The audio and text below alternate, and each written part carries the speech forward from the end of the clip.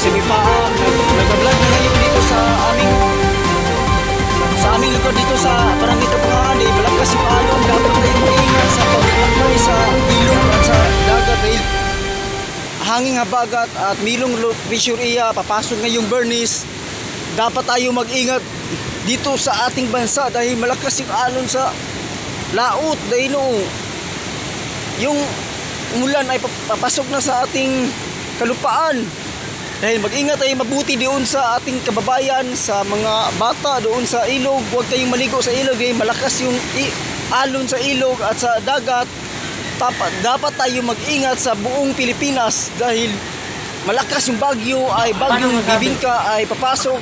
Nagbabalita na ngayon si Boy Paak Vlog ay newscaster ng Pilipinas, broadcaster ng Pilipinas ay DOST ay papasok sa ibang bansa ng Philippine Area Responsibility ay mayroong bagyong pasok sa bansa ngayong